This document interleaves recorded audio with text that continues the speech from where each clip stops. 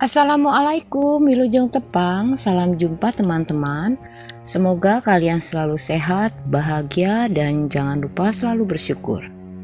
Kembali kita berbagi pengalaman melalui kisah-kisah yang diceritakan kembali atau dialami sendiri oleh narasumber. Kisah ini terjadi belum lama, sekitar 2 tahun yang lalu, dan mungkin kejadian seperti ini hanya terjadi 1 dari 1000 orang anak yang mengalaminya. Seorang ibu yang menceritakan pengalamannya sendiri. Beliau menceritakan tentang putrinya yang waktu itu berusia sekitar 7 tahun yang sering mengalami hal-hal ganjil. Ibu itu awalnya datang kepadaku untuk memesan nasi box. Sebulan kemudian beliau datang lagi untuk memesan lagi. Lalu kami banyak mengobrol. Beliau kemudian menceritakan tentang keanehan-keanehan putrinya serta meminta pendapatku. Teman-teman, aku samarkan nama ibunya menjadi Mira dan putrinya menjadi Safa. Safa memiliki 2 orang saudara kandung, seorang kakak perempuan dan adik laki-laki. Kakak dan adiknya tumbuh normal seperti anak seusia mereka. Aku katakan normal di sini karena mereka bisa bergaul dengan banyak teman, belajar dengan baik di rumah ataupun di sekolah, bersikap sebagaimana anak pada umumnya, dan mereka jarang sakit. Berbeda dengan Safa yang sering sakit, pendiam, dan memilih-milih teman bermain, Mira sebenarnya tidak pernah memaksakan Safa untuk belajar terlalu lama karena tahu benar dengan kondisi anaknya. Ketika di bangku kelas 3, gurunya pernah memanggil orang tuanya ke sekolah. Gurunya bercerita kalau Safa beberapa kali pernah menjerit-jerit ketakutan di dalam kelas, dan ketika ditanya oleh gurunya, ia hanya menangis sambil menunjuk ke kolong meja. Setelah dibujuk oleh Mira, barulah Safa mau bercerita. Katanya, ia melihat sepotong tangan sering muncul di bawah mejanya, lalu menarik-narik kakinya. Kukunya yang tajam dan kotor menusuk kakinya, tetapi semua teman sekelasnya dan gurunya sepertinya tidak mempercayai cerita Safa. Tetapi ketika Safa mengangkat roknya, terlihatlah beberapa bekas luka di bawah betis yang sudah mulai mengering, tetapi ada juga luka yang masih terlihat baru. Semakin ia kuat menendang tangan itu, semakin kuat jari-jari dari potongan tangan itu mencengkramnya. Sejak saat itu, Safa dipindahkan duduknya di bangku depan meja guru. Hari pertama ia dipindahkan duduk di depan meja guru, terjadi lagi hal aneh. Mata Safa seringkali menengok ke jendela, bahkan untuk waktu yang cukup lama. Gurunya sudah berulang kali menegur Safa agar lebih berkonsentrasi. Kejadian seperti ini berlangsung kurang lebih 1 minggu. Setelah itu, terungkaplah alasan kenapa Safa sering menengok ke arah jendela. Dari cerita Safa, dia menjelaskan kalau di balik jendela kelasnya ada sesosok anak perempuan kecil yang selalu mengajaknya bermain boneka. Tetapi boneka yang dipeluk sosok tersebut mirip dengan boneka Safa yang sudah lama menghilang. Terlihat inisial S pada telapak tangan boneka itu adalah inisial yang disulam Mira dengan benang merah hati untuk Safa. Gurunya juga sudah meminta tukang sapu di sekolah untuk mengecek siapa sebenarnya anak kecil yang ada di balik jendela itu selama jam pelajaran berlangsung. Tukang sapu tidak melihat siapapun ada di sana. Jadi Sebenarnya Mira sudah pernah bertanya kepada orang-orang pintar mengenai Safa. Dan biasanya setelah didoakan melalui media air yang diminumkan atau dimandikan, untuk beberapa waktu Safa akan aman-aman saja. Dia tidak akan mengalami gangguan-gangguan gaib. Tetapi hanya untuk beberapa hari saja. Hari berikutnya, Safa akan kembali mengalami hal yang sama. Gurunya mengizinkan Safa beristirahat dulu di rumah selama beberapa hari. Hari-hari di rumah selama ia tidak bersekolah diisi dengan berbagai kegiatan. Mira yang berusaha agar Safa selalu ada yang menemani dimanapun dan kapanpun. Kakak Safa pun sudah dijelaskan apa yang terjadi dengan adiknya. Kakaknya cukup mengerti dan mau membantu Safa dan selalu menemaninya. 3 orang anak Mira kini hanya bermain di dalam rumah, tetapi Mira mengizinkan mereka mengundang teman-temannya untuk bermain bersama mereka. Kondisi mental Safa kembali normal dalam beberapa hari. Malam itu, ketika Safa akan pergi tidur, Mira mengantarkan Safa ke kamar anak-anak.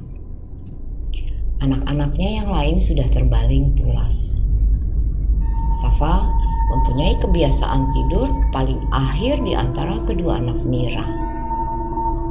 Dibaringkan dan diselimutinya, lalu Mira memperhatikan sekeliling kamar itu. Matanya terbentur pada benda yang tergeletak di bawah ranjang Safa. Separuh benda itu tertutup spray. Setelah memastikan semua anaknya sudah tertidur lelap, Mira membungkuk untuk mengambil benda tersebut. Ternyata benda itu adalah boneka yang dicari-cari Safa. Ada inisial S yang dijahitnya sendiri. Boneka itu sebenarnya sudah menghilang 3 bulan yang lalu. Padahal tidak pernah berpindah dari tempatnya, yaitu di atas ranjang di samping Safa dan selalu menemaninya tidur. Ketika tahu boneka kesayangannya hilang, Safa mulai demam malam harinya dan mengigau selama beberapa malam. Sampai akhirnya ayahnya membelikan lagi boneka baru, tetapi itu tidak mengobati rasa kehilangan boneka kesayangannya. Makanya aneh sekali boneka tersebut bisa hilang.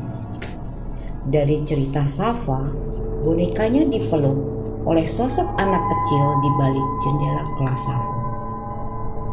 Lalu boneka itu sekarang ada di bawah ranjang Safa. Bagaimana menjelaskan hal ini? Mira kemudian membawa boneka itu untuk diperlihatkan kepada suaminya. Mereka sama sekali tidak mengerti apa yang sebenarnya terjadi. Akhirnya, mereka menyembunyikan boneka itu di dalam kotak sepatu dan menaruhnya di dalam lemari Mira. Dan hanya mereka berdua yang mengetahuinya. 2 minggu setelah Safa kembali bersekolah, Mira mendapati boneka yang sudah disembunyikannya di tenteng Safa sepulang sekolah. Wajah Safa terlihat gembira, tetapi begitu melihat Mira, wajahnya langsung berubah sinis.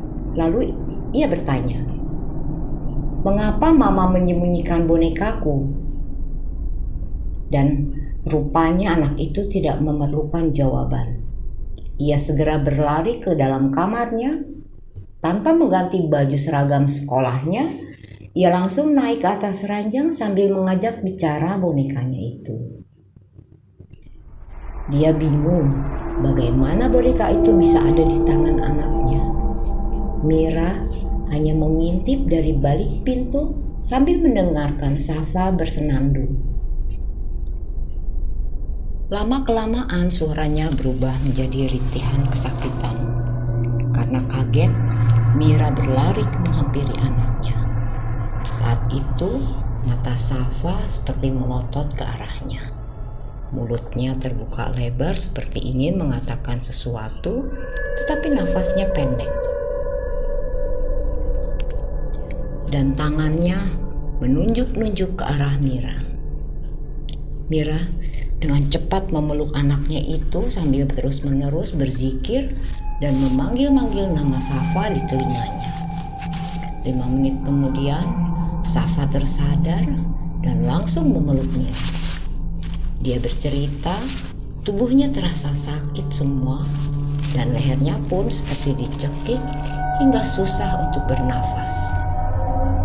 Kejadian itu berulang selama 3 hari berturut-turut, sehingga membuat Mira dan suaminya panik.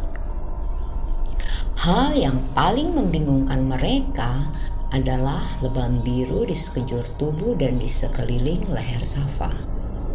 Dia sering merintih kesakitan dan menangis. Dokter anak yang memeriksa kondisi Safa malah kaget ketika melihat lebam-lebam itu. Dokter malah menegur suami Mira agar tidak melakukan kekerasan pada anak.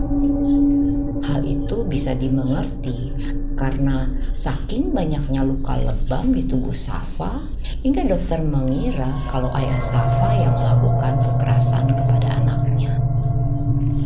Setelah dijelaskan, barulah dokter tersebut mengerti. Tetapi karena hal tersebut tidak masuk di akal, dokter malah menganjurkan Mira dan suaminya untuk berkonsultasi dengan psikolog atau meminta bantuan guru-guru mengaji. Tanpa menunda-nunda waktu, mereka membawa Safa ke suatu tempat pengobatan alternatif dan Safa ditangani oleh seorang ustadz muda. Beliau memeriksa tubuh Safa lalu meminta waktu sebentar untuk melihat apa yang sebenarnya terjadi dengan Safa. 20 menit kemudian, ustadz tersebut keluar dengan membawa segelas air dan selembar kain putih seukuran taplak meja. Air itu diminumkan kepada Safa dan kain putih itu diletakkan di atas kepalanya hingga menutupi wajahnya. Safa terlihat ketakutan sekali. Sebentar kemudian, dia merintih sambil menangis. Ustadz lalu berkata kepada Mira dan suaminya, "Kita akan segera tahu apa yang sebenarnya terjadi. Ini bukan Safa," sambil menunjuk ke arah Safa. "Siapa kamu sebenarnya? Dan kenapa selalu mengikuti, bahkan menyakiti Safa?" tanya Ustadz. Kepala Safa yang tertutup kain putih bergerak menoleh ke arah Ustadz. Rintihan dan tangisan yang keluar dari mulut Safa yang sedang dirasuki sosok tiba-tiba berhenti dan langsung berteriak kencang. "Aku ingin bermain dengan anak ini. Kenapa kau melarangku? Anak ini mau bermain denganku, tetapi ayah dan ibunya selalu menjaganya. Aku juga tidak boleh meminjam bonekanya." Tangan Safa tiba-tiba bergerak tidak terkendali. Gerakannya seperti mencakar-cakar sesuatu. Diungkapkan oleh ustadz tersebut kalau potongan tangan yang menarik-narik kaki Safa di kolong meja adalah milik sosok seorang anak perempuan yang sering dilihatnya di balik jendela kelasnya. Sosok dari korban penyiksaan ayahnya. Tubuhnya dipukuli hampir setiap hari, lehernya dicekik hingga tewas. Malah, sebulan sebelum tewas, tangan anak itu didekatkan pada gilingan kayu hingga tubuhnya terseret. Saat itu hanya ada istri dan 2 pekerjanya.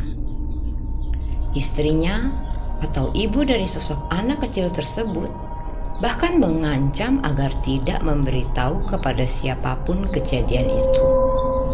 Mereka kemudian membawa anak kecil itu ke rumah sakit dan memberikan alasan kepada pihak rumah sakit kalau anak itu terpeleset dan jatuh tepat di mulut mesin penggilingan kayu. Tangan anak tersebut harus diamputasi. Potongan tangannya yang hancur dikuburkan asal saja di dekat penggilingan kayu tersebut. Sebulan setelah kejadian itu, ketika sedang bermain boneka di dalam kamarnya, tiba-tiba ibunya datang dan langsung merebut boneka itu, lalu melemparnya keluar jendela. Ditariknya dengan kasar, lengan anaknya yang buntung dan masih dibalut perban hingga mengeluarkan darah. Ayahnya yang sedang mabuk dan memaki-maki ibunya sambil melemparkan apa saja yang ada di dekatnya. Ibunya berhasil kabur dan meninggalkan anaknya di rumah bersama ayahnya yang sudah gelap mata. Tangannya yang kasar menjambak rambut anaknya. Ditariknya dan dilemparkan hingga jatuh tersungkur. Disitulah ajal menjemputnya. Tangan sang ayah mencekik lehernya hingga tewas. Kemudian kabur dan tidak pernah kembali lagi. Sementara ibunya lama-kelamaan menjadi hilang ingatan. Jenazah anak tersebut kemudian diurusi pemakamannya oleh warga sekitar.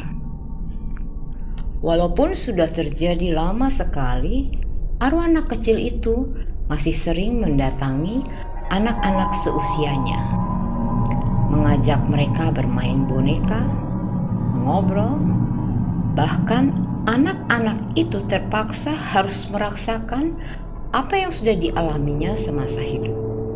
Sosok anak tersebut sangat membenci orang tua dari anak-anak yang didekatinya. Ustadz kemudian meminta Mira dan suaminya untuk mengadakan pengajian di rumahnya, mendoakan kesembuhan Safa, sekaligus mendoakan arwah sosok anak kecil yang akhirnya diketahui bernama Rahma. Sejak saat itu, arwah Rahma tidak lagi mengganggu Safa. Tetapi Safa tetaplah seorang anak kecil yang mempunyai daya tarik untuk makhluk-makhluk astral mendekatinya. Teman-teman, Mira mengakhiri ceritanya dengan perasaan sedih sambil berkata, "Ibu mana yang tega melihat keadaan anaknya seperti itu? Bagaimana aku bisa menolong anakku sendiri?" Teman-teman, memiliki anak dengan kelebihan dan kekurangan adalah sebuah karunia. Kita tetap harus bersyukur. Sampai saat ini, Mira selalu berada dekat dengan ketiga anaknya, terutama Safa. Dan aku hanya bisa mendoakan agar Allah senantiasa menjaga keluarga Mira. Untuk teman-teman yang mau berbagi solusi, silahkan tulis di kolom komentar. Semoga dalam video ini ada pelajaran yang bermanfaat bagi kita semua. Jangan lupa dukung kami dengan mensubscribe.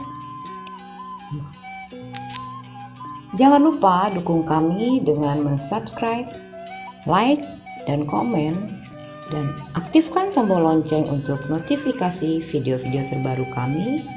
Assalamualaikum, Wilujeng Kantun.